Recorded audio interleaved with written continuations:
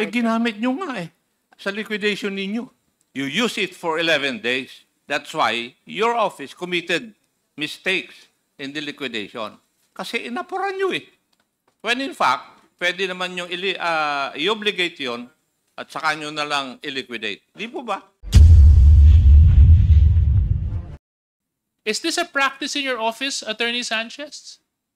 Mr. Chair, usually before we issue a travel order, there are attachments to it.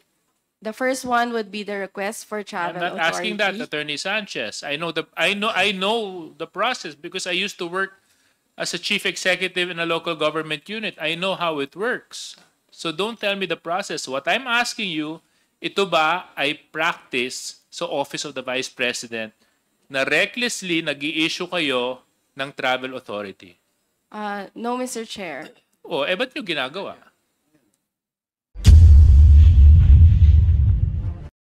Sabihin nyo sa akin, normal ba yun? Na 125 million gamitin mo in 11 days? As a finance officer. Mr. Chair, for the 125 million, I do not have personal knowledge, but Hindi. Ang tanong ko po, sagutin ninyo. Sa tingin po ninyo, being with finance, normal ba na gamitin yung 125 million in 11 days? Mr. Chair, that would Yes or no? depend, Mr. Chair, on the nature of the transactions, Mr. Chair. Are you trying to tell me that you could come up with transactions within 11 days, 5 of which are holidays?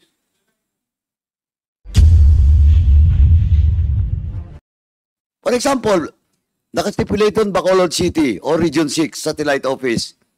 Yung certificate of appearance siya sa ibang satellite office. Will you honor it?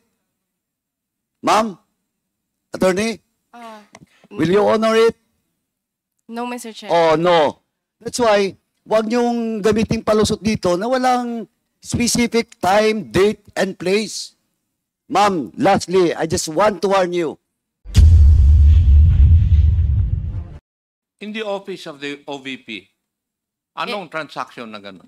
In the OVP, Your Honor, wala po kaming ganun transaction. Kaya huwag mo akong pagsabihan ng ganun, Iha. Kasi, you're coming up with stories or events na wala kang ebidensya. You're a lawyer, right? Yes, When Mr. you Chair. say something, hihingan kita ng ebidensya. Wala kang may pakita sa akin eh. Sino po ang finance ng OVP? Yes. Atty Sanchez. Yes, Mr. Chair. Thank you, Mr. Chair. Ako po, Mr. Chair. Yes, ma'am. You were aware na 125 million yung confidential fund ng opisina ni Vice President for 2022. Yes, Mr. Chair. And would you know, kailan po ko yung na-notify na na-download na yung amount na yun doon sa Office of the Vice President? It's December 13, Mr. Chair, if I recall it correctly. December 13 of 2022. Yes, Mr. Chair. May know why? Mr. Chair, the Office of the Vice President requested for additional funding from the DBM, not only for the provision of confidential funds, but also for a supplemental budget for our socio-economic programs. No. So the Vice President requested for confidential fund. Kailan po yun? Sometime in August, Mr. Chair. Tapos nagrantan lang ng December. Yes, Mr. Chair. December 13. Okay. Now, may I ask Land Bank, when was the amount withdrawn?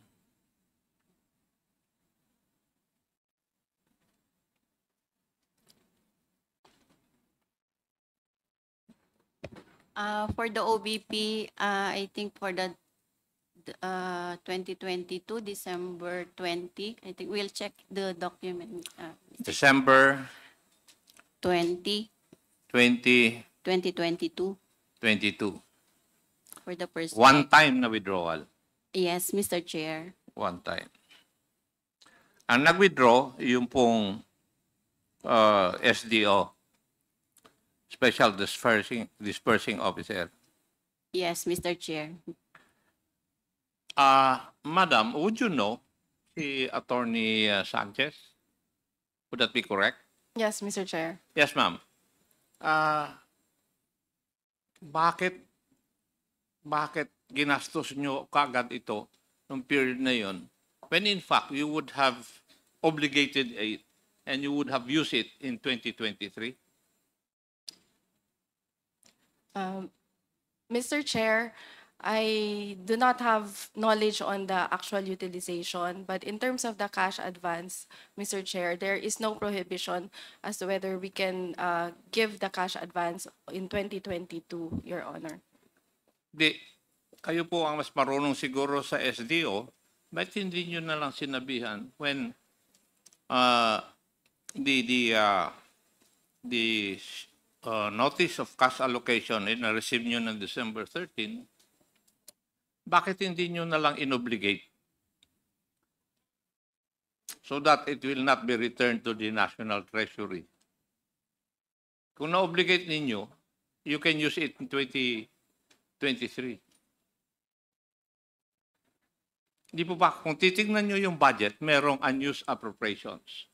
Number one is unobligated appropriations. At saka number two is yung hindi na issue sa inyo. Bakit inapuran ninyo? Mr. Chair, for the obligation of cash of the confidential expenses, it is triggered by the issuance of the cash advance, Mr. Chair, and the documents for the request for the release of the cash advance was received by the accounting division and the budget division on December 20, Mr. Chair. Kaya nga, na-receive niya ngayon, December 13, tapos pinaspasan nyo ng pag-liquidate. Di po ba? And therefore, nagkamali-mali na yung inyong opisina na pag-liquidate.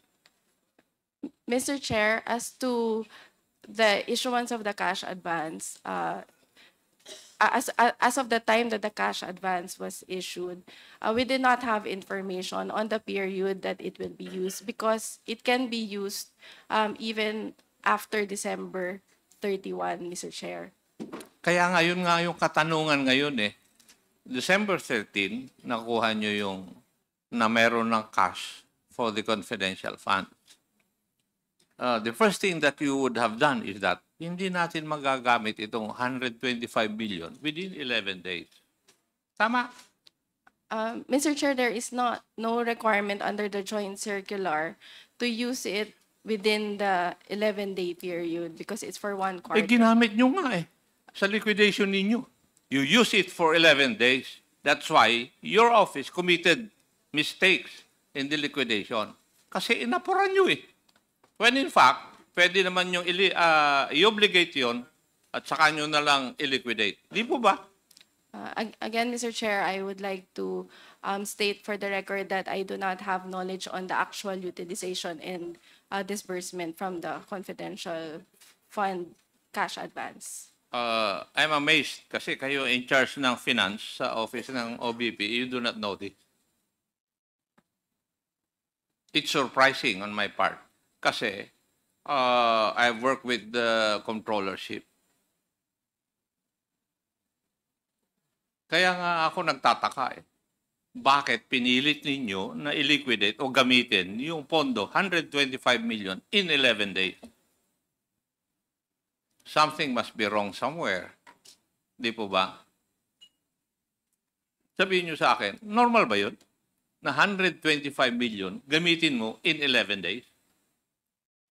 As a finance officer. Mr. Chair, for the 125 million, I do not have personal knowledge, but Hindi. Ang tanong ko po, isagutin ninyo.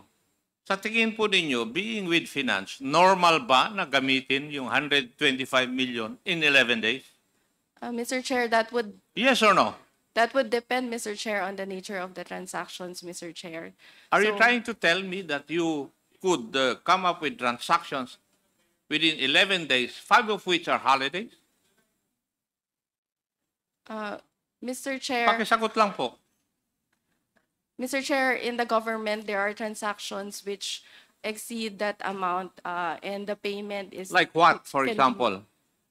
purchases, Mr. Chair, but there may be purchases, Mr. Chair, that exceeds that amount, or payment for other transactions, Mr. Chair, like In the office of the OVP, anong transaction na ganun? in the OVP, Your Honor, wala po kaming ganun transaction. Kaya huwag mo akong pagsabihan ng ganun, Iha. Kasi, you're coming up with stories or events na wala kang ebidensya. You're a lawyer, right? Yes, When Mr. you Chair. say something, hihingan kita ng ebidensya. Wala kang may pakita sa akin eh. Yes, Mr. Chair. That's why early on I stated for the record, Hindi, Mr. Chair. pero for a finance officer, you do not know na it is unusual for you to use 125 million in 11 days, 5 of which are holidays. Ako, naging controller ako, alam ko na imposible.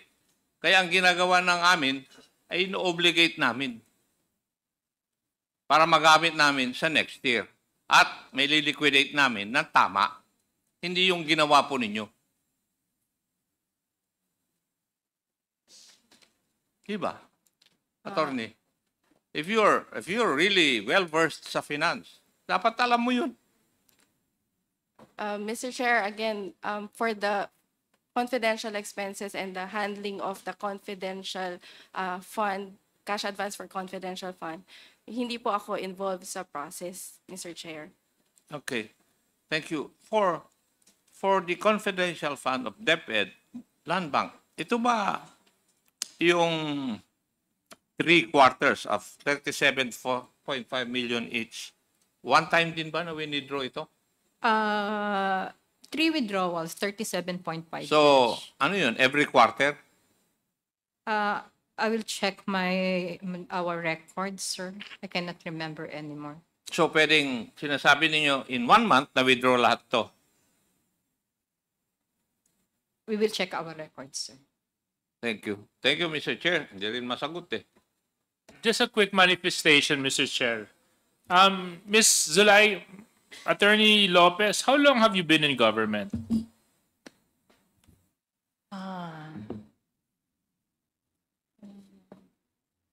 Your Honor, I was a recipient of a loyalty award, so for 10 years. So I suppose more than 10 years. So previous to your position now, you worked as city administrator of Davao City, correct? That is correct, Your Honor. So as city administrator, I'm sure travel authorities would come and go your desk. For certain officials only, Your Honor. Yes. So but they would come your desk. Ikaw ang pumipirma, ikaw ang signatory, ikaw ang may authority. That is, And you would know that open-ended travel orders are generally prohibited. You cannot issue a travel order that doesn't specify to where you're going, up to when will you be there, and the other details and purpose of your travel. Is that correct?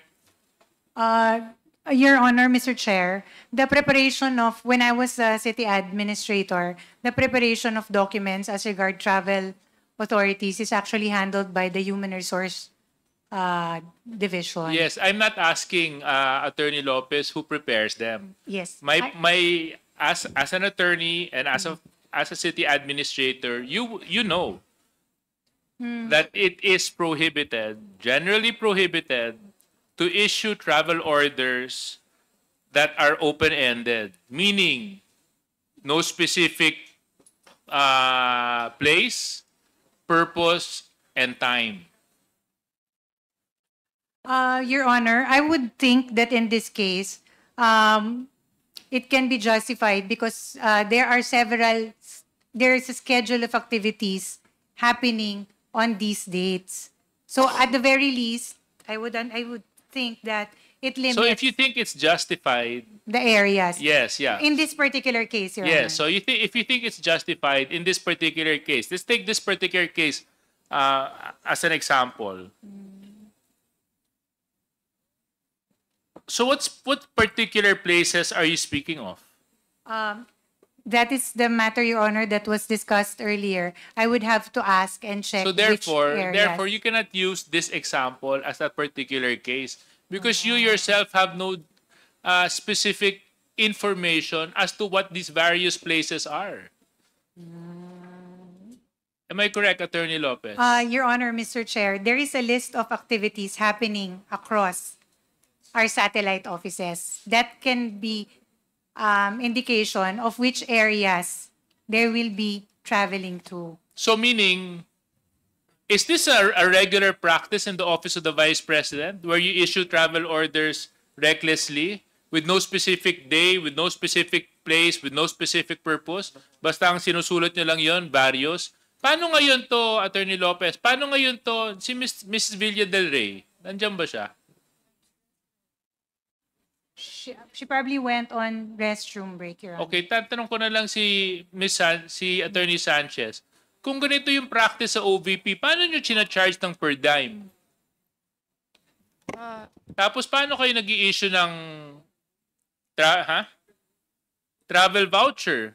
Paano kayo nag-i-issue ng pambayad ng ticket, pambili ng gasolina, pambayad sa kain, sa eroplano? Kung ito, sinasabi nyo, various places. Various places can mean here, there, everywhere. From the North Pole to the South Pole. So, I mean, you can't expect the committee to believe that one reason to why your officials are not present is because they're attending to activities in various places. That's totally unacceptable. Is this a practice in your office, Attorney Sanchez? Mr. Chair, usually before we issue a travel order, there are attachments to it. The first one would be the request for travel I'm not asking that, Attorney Sanchez. I know the process because I used to work as a chief executive in a local government unit. I know how it works. So don't tell me the process. What I'm asking you, ito ba ay practice sa Office of the Vice President na recklessly nag-i-issue kayo ng travel authority? No, Mr. Chair. O, ba't nyo ginagawa? O hindi naman pala.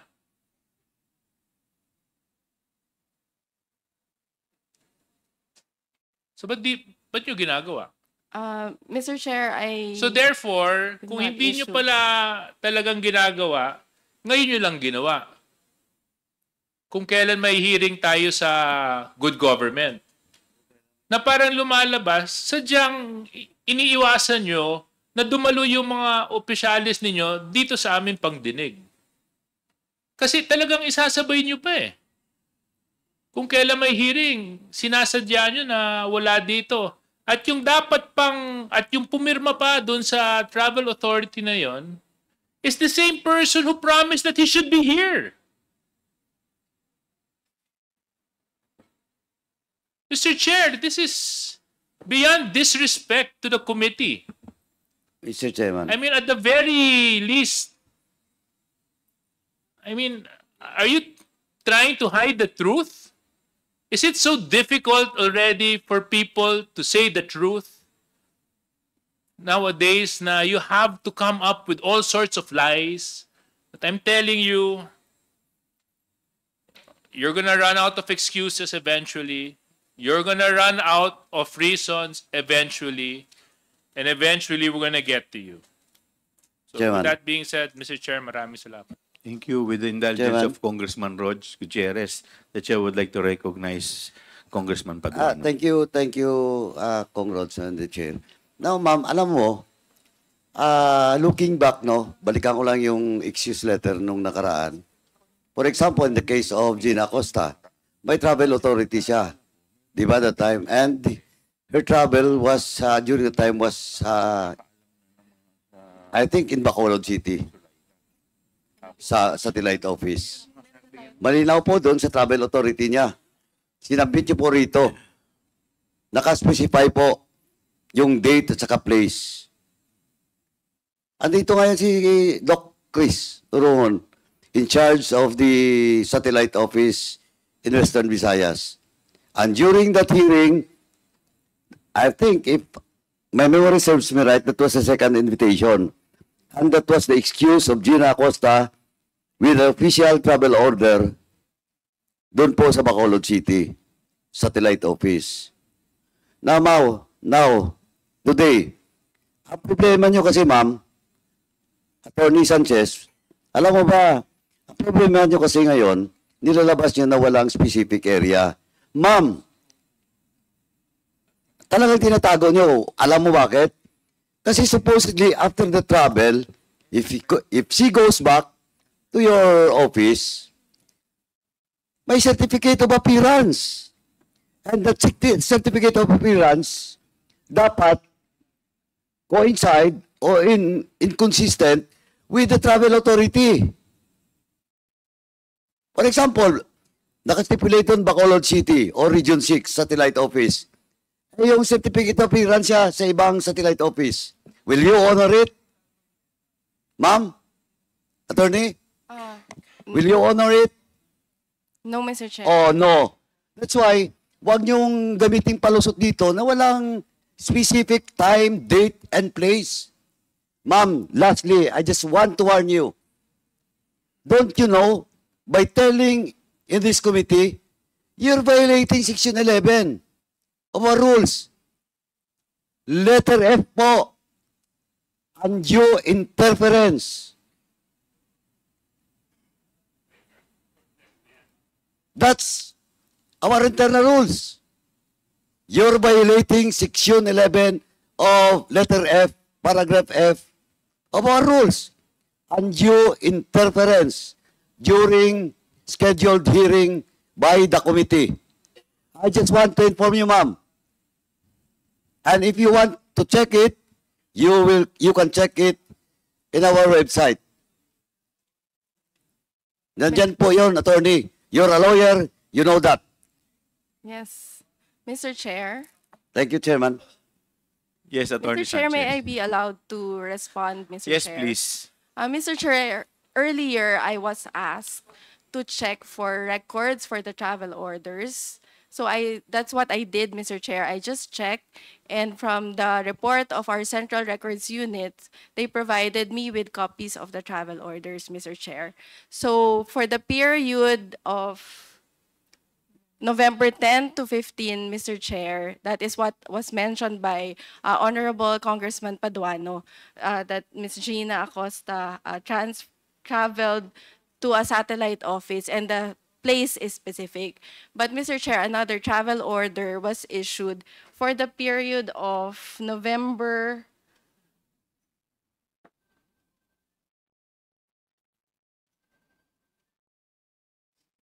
18 to 22, Mr. Chair. And I'm just basing it, my statement. And who signed that on the record. travel order? As mentioned earlier, Mr. Chair, it was Assistant Chief of Staff, Lemel Ortonio. And he's not present also. Yes, that is Eh, correct. para-pareho sila. Who signed the travel order of Ordonio? For the travel, wait, Mr. Chair.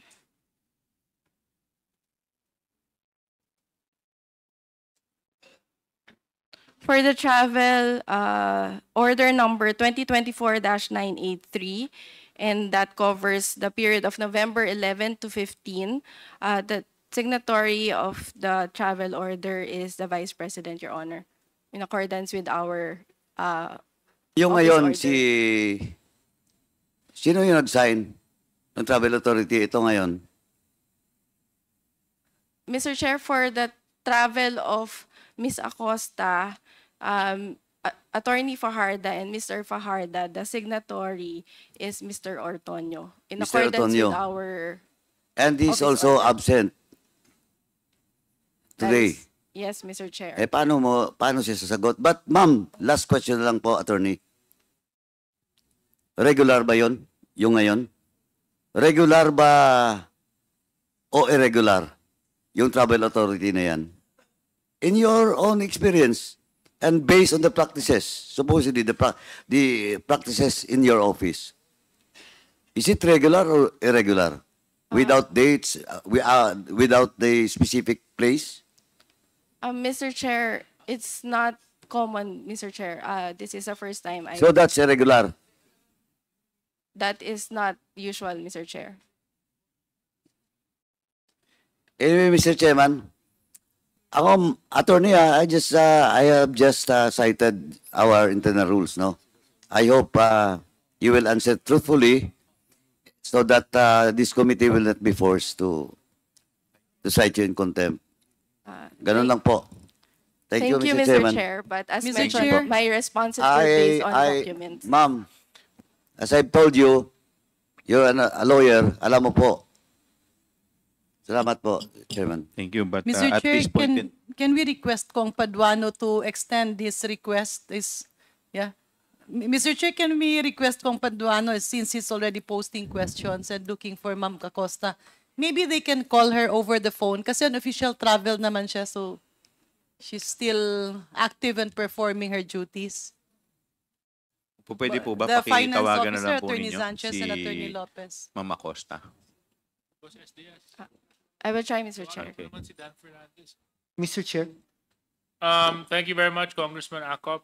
Yes, Congressman Flores. Mr. Chair, I would just like to make a follow-up on my suggestion kanina regarding Attorney Sanchez. Do we have that data already as to where? I'm actually just concerned about the SDOs, si Fajarda and Acosta.